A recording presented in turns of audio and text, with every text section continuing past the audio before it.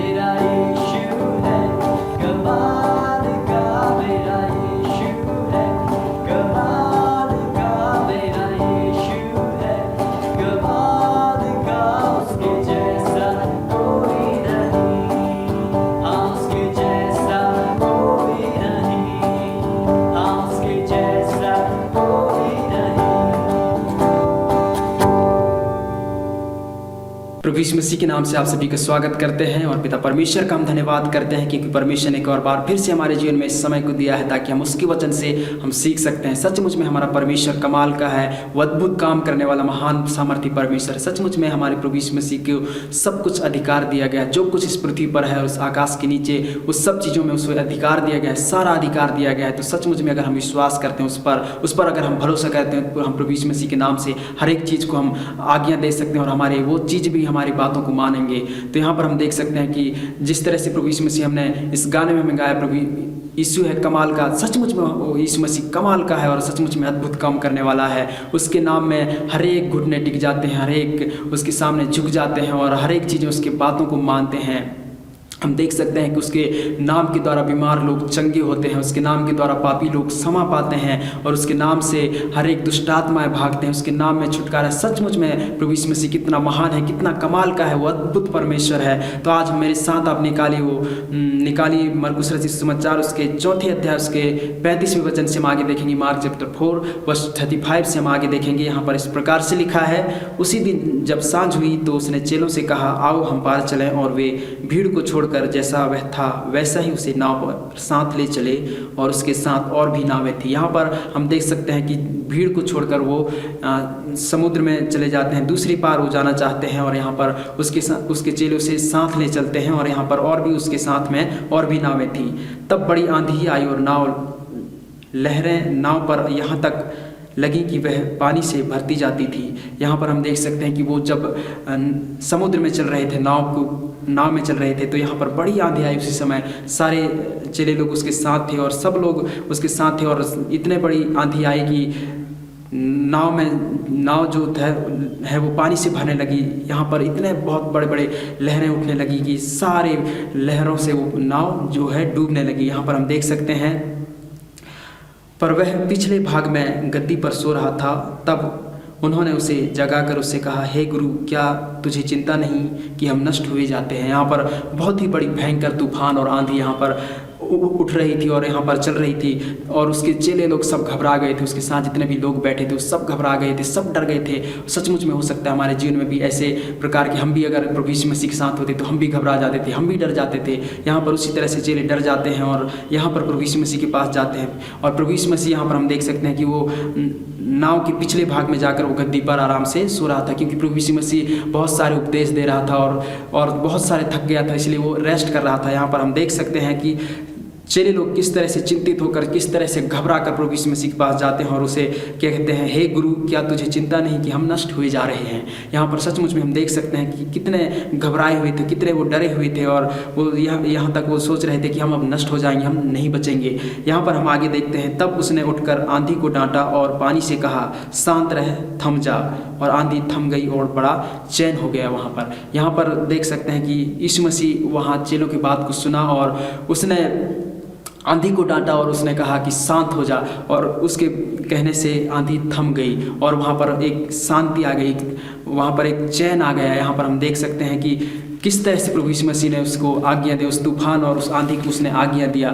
हम देख सकते हैं कि प्रभु यीशु मसीह कितना महान है, उसके बात को आंधी और तूफान उसके बात को मानता, पानी भी उसकी बात को मानता। इतने बड़ी बड़ी लहरें उठ रही थी, इतने बड़ी तूफान उस पर चल रहा था और सारे नाव के ऊपर वो पानियाँ घुस रही थी, लेकिन प्रभु यीशु मसीह ने जब उसे आज्ञा दिया, हे तूफान तू शांत हो जाए, पानी तू थम जा करके प्रभु यीशु मसीह ने जब उसे आज्ञा दिया तो पानी थम गया, वो तूफान शांत हो गया। यहाँ पर हम देख सकते हैं आगे, उसने कहा, तुम क्यों डरते हो, क्या तुम्हें अब तक विश्वास नहीं। वे बहुत ही डर गए और आपस में बोले, यह कौन है कि आंधी और पानी भी उसकी आज्ञा मानते हैं। यहाँ पर चेले लोग आश्चर्य करने लगे और प्रभु यीशु मसीह चेलों को कह रहे हैं कि तुम क्यों डरते हो, क्या तुम्हें अब तक विश्वास नहीं है। यहाँ पर हम देख सकते हैं कि प्रभु यीशु मसीह पर भी वे उतने अद्भुत कामों को करता था प्रभु यीशु मसीह उन दिनों में उनके साथ रहकर, तब भी वो चेले लोग उस पर विश्वास नहीं कर पा रहे थे, उस पर भरोसा नहीं जता पा रहे थे। लेकिन यहाँ पर हम देख सकते हैं कि किस तरह से प्रभु यीशु मसीह ने उस आज्ञा के द्वारा, उसके आज्ञा के द्वारा तूफान शांत हो गया, पानी थम गई। यहाँ पर हम देख सकते हैं 3 बातों को प्रभु यीशु मसीह ने पहले तो उसने आज्ञा दिया, उस तूफान को रोकने के लिए कहा, शांत हो जा और थम जा। हम सचमुच में हमारे जीवन में इस तरह से हमारे जीवन में परेशानी और हमारे जीवन में ऐसे संकट आते हैं तूफान के समान, हम कह सकते हैं उस तूफान, उस समस्या को कि तू रुक जा, तू थम जा। हमारे देश में भी जो कुछ हो रहा है, इस कोरोना वायरस को हम कह सकते हैं कि तू रुक जा, तू थम जा, तो रुक जाएगा। सचमुच में हम यीशु के नाम से अगर हम रोकेंगे, हम कहेंगे, आज्ञा देंगे, तो रुक जाएगा। और यहाँ पर हम देख सकते हैं कि हमें हर एक परिस्थिति में हमें डरना नहीं है। हमारे साथ प्रभु यीशु मसीह खड़ा है, हमारे साथ हमेशा प्रभु यीशु मसीह, सिर्फ हमें विश्वास करना है, क्योंकि हमारे साथ में प्रभु यीशु मसीह है।